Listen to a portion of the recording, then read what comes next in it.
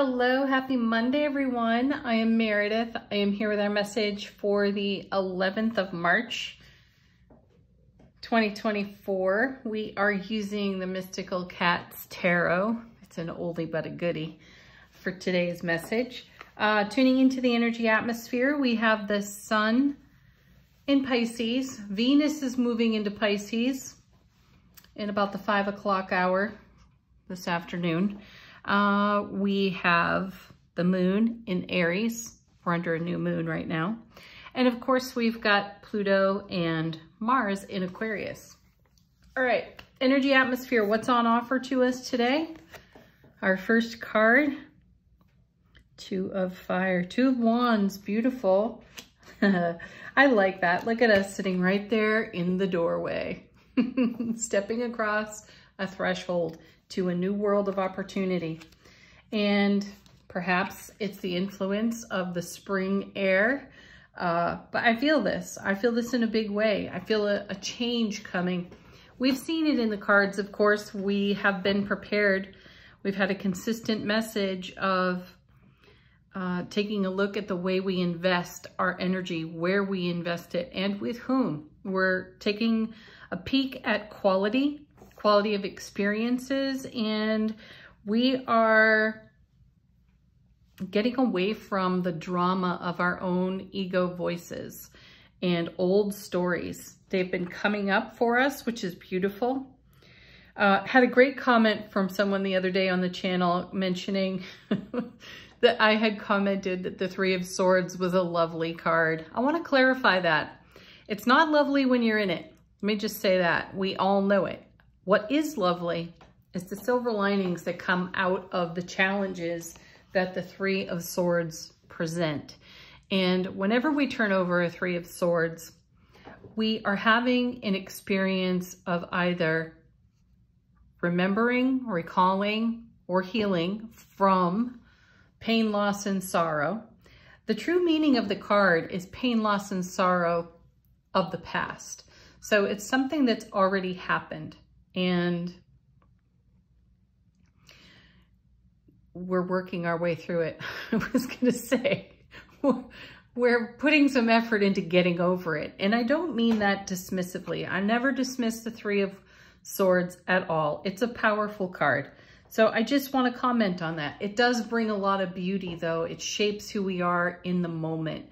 And that's the focus. So if we're having an experience of the Three of Swords and we're kind of turning over some fresh soil for ourselves and we're considering how we're going to plant our seed thoughts, then we want to base that on what we're keeping in heart space, nurturing there, and using the energy of our challenges as leverage upon our successes, right? Okay, and that's what the Two of Wands represents here in the reading. How are you going to cross this threshold? How are you investing your energy? If you have a whole new world of opportunity with motivation, enthusiasm, ambition, skill, talent, drive, passion, which is everything in the Suit of Wands, how are you going to conduct yourself as you go through this portal? What's next for us in the reading? Well, back again, and lovely. Here's the Wheel of Fortune, the divine delivery system. And I feel, this fresh energy I'm talking about, and, maybe it is the influence of spring right on the horizon for us, but the divine delivery system has brought us a lot of fresh opportunity. And we have a whole lot of wisdom, life experience, and knowledge to leverage on what's new and now. Are we basing what's new and now?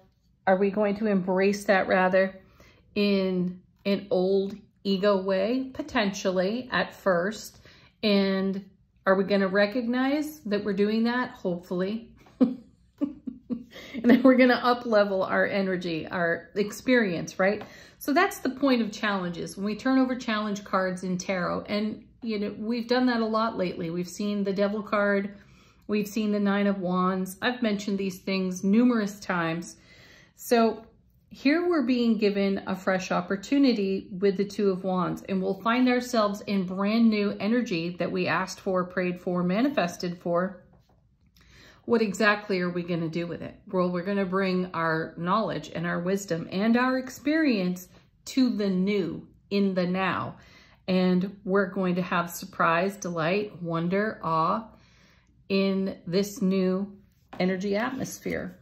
Next card. Well, hey, beauty of all beauties. Another one that continues to show up for us. And we've got the Ace of Cups now on the table. Again, love, bliss, joy, happiness on overflow. This is the divine and cosmic hand delivering this gift to us. So we have a whole lot of overflow. We have a whole lot of happiness, compassion, unconditional love and understanding for ourselves to bring into the now, which is really a great reminder for us on how to proceed through this gateway on the two. Do it in the overflow of your Ace of Cups. Followed by another two of Cups. Show up in the way you desire to be met. This is a tried and true message. The Two of Cups is all about an ever deepening and expanding bond. And that comes first and foremost in self-relationship. And then that's the way we will be met. We talk about this regularly here on the channel. So show up in your overflow of love, bliss, joy, and happiness. Show up in the overflow of what's being delivered to your foundation through manifestation. And I feel the energy of the Fool here in the Take a Leap of Faith message that's coming out of these cards for me. Really sweet. Take a new approach. Take a new attitude. Have a fresh start. So we're dealing with twos and an ace. Our biggest number here so far is the 10, which is transformational and fulfilling in this lineup of cards that we've got on the table. So we find ourselves in a new energy atmosphere. We will be tempted to bring a familiar energy to that, and we're going to be asked and challenged even, is the comfort of familiarity right for the new now? May take us being a little uncomfortable and not knowing exactly what we're doing, but taking a leap of faith anyway. And then, wow, look at this, another two. This is the Two of Pentacles, keeping everything in harmony and balance. This is a card of great abundance in tarot. I also want to mention now we've got 3 twos on the table. Twos are all about magic and miracles. And the number 222 is about not giving up 5 minutes before the miracle happens. So let's keep the faith for that as well, because there undoubtedly are those of you who are not necessarily feeling this energy right now. So don't throw in the towel just yet. There's more to come. So Two of Pentacles, let's spend a moment on this card. It's a card about harmony and balance. It usually has an infinity symbol on the card and an ocean in the background that looks a bit tumultuous. And often this card is portrayed as a decision-making card. I don't actually feel that way about the Two of Pentacles. I feel that it's so much more of keeping everything in infinite harmony. So rolling with all that's on offer to us. Going with the flow is the message that I get out of the Two of Pentacles. So go with the flow. Show up in the way you desire to be met within yourself. Bring your love, bliss, joy, happiness on overflow. Allow yourself to receive everything that you've been manifesting for and take it across this threshold. Go through this portal on the Two of Wands into awe and wonder, surprise and delight, and then leverage everything you've got on that and see where you go from there. That's kind of exciting. This is a bit of an adventure style read as far as I'm concerned. Bottom of the deck, what are we not exactly aware of? What's not exactly obvious to us? And how is the universe supporting us behind the scenes? Well, hello, Scorpio. One more time. Here comes the Death card. More transformation. And this is exactly what we're talking about. We're transforming. If we're up-leveling in some way on this Two of Wands, and we're stepping across a threshold to a new world of experience, something's got to go, something's got to give. So the blessing of the divine delivery system in the Wheel of Fortune is that something new is arriving as something old is purging. There's an end in the beginning, a beginning in the end, and that's what the Death card brings us. A simultaneous ending and beginning. Next we have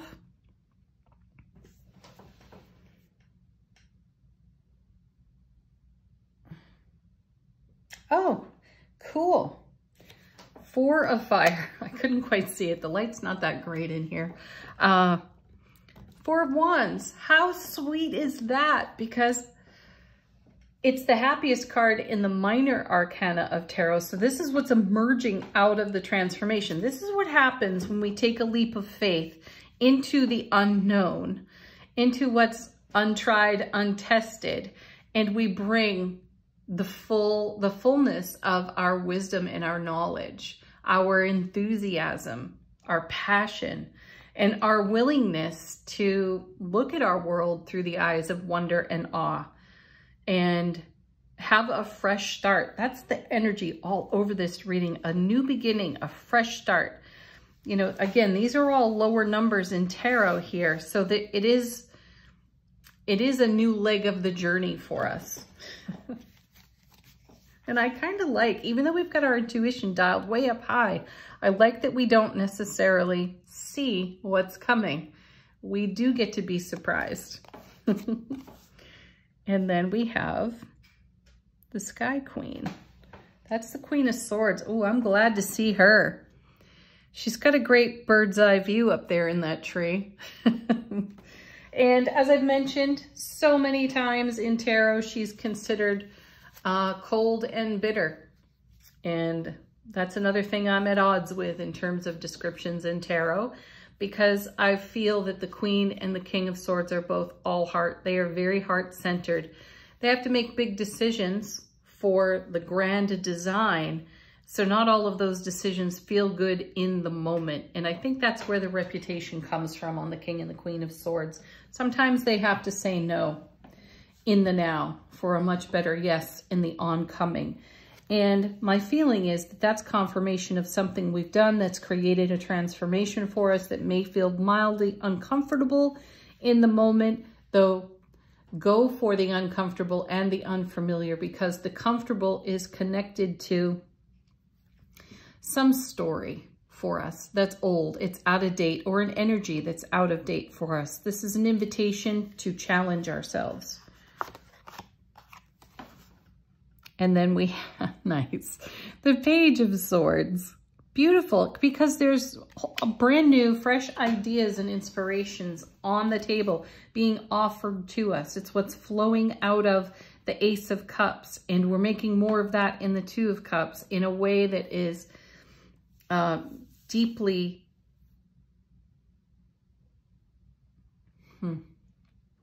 meaningful to us at the heart center level. It means we're looking at things in a new way, and we're ready to embrace that fresh perspective with our wit and wisdom and our knowledge. One more. Nice. That's card witching at its finest. And here again, it's happening one more time. Death and Devil showing up in the same reading.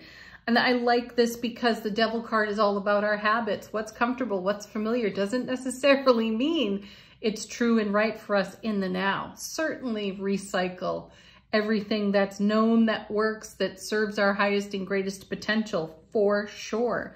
But embrace the new ideas, the new inspirations. And I love that this kitten is leaping into the air, because this speaks to me to the leap of faith that I'm talking about. I do feel the presence of the Fool in the reading, even though we haven't turned that card over. I do sense it's connected to all of these lower numbers in the sense that we're on a new journey, but we're bringing with us the full complement of our wisdom and our knowledge and experience. And we're willing to invest that in a brand new experience, because that's the adventure of the spiritual journey. Use what is tried and true and in keeping with your frequency of the now. If it's old, if it's out of date, give it some of your attentive presence through your soulful presence and ask yourself, does it serve? Likely, you're going to want to make some changes with the Devil card showing up in the reading, but you have the opportunity to make changes with the transformation of the Death card in a whole new world of experience out here in these cards. Sweet. All right, Angel Answers. Great deck for answering your questions if you have them. Looking for confirmations, let the deck bring it. While I shuffle, we have one jumping out. Ooh, interesting. Compromise, not one we see very often. And that may be what's required when we are engaging our ego voice. We're going to hear it and we're going to pay attention to it. We may need to negotiate and compromise with it because the Devil card has us dug in some way. And that could be as simple as us being addicted to an old drama and an old story. I know none of us likes to admit that we are. We do have some conditioned responses to situations and circumstances that evolve and unfold in front of us. The beauty of that is repetition. So challenge the repetition and ask yourself, is this where and how I want to experience my frequency? It's as simple as that. It's a simple question, and your answer could change how everything goes. If you want to do it in some same old way because it serves the ego comfortably and you're not ready to take the leap of faith, then that's probably what you'll do, though you're going to end up compromising with yourself later on in some way because the price of repetition is high. It can have us leaving ourselves out in the cold like we would see on the Five of Pentacles. So just check that for yourself. Be gentle. Be gentle with yourself. Even if you choose an old familiar way and on the other side of it you realize, wow, that doesn't feel good anymore. Oh, I wish I had done it differently. That's okay. Unconditional loving kindness and compassion for yourself, and take the lesson for what it is, which is an opportunity to gain a new perspective and see things in a new way. Next, look for a sign. One of our favorites, or at least one of my favorites in Angel Answers, the signs are everywhere. Use your intuition. And if you find yourself asking the question, was that a sign? Likely, yes, it is. Next.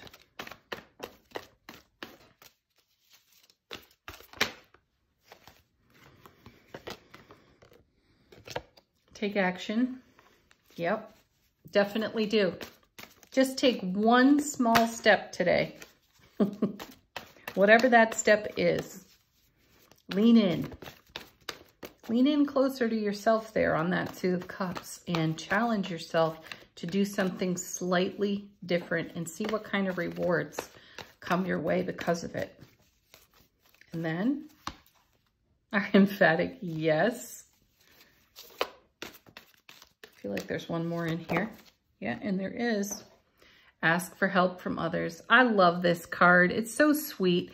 You know, it's a reminder to check in with your besties, the people that you know, love, and trust. The ones that are on your team that cheer for you no matter what experience you're having.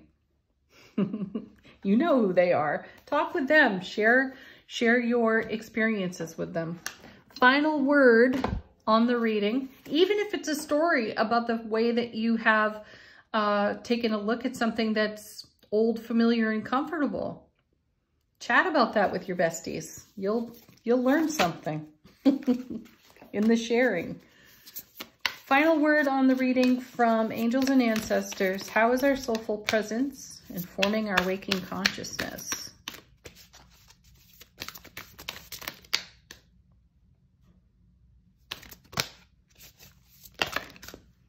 Here we go. Ooh, two of them falling out.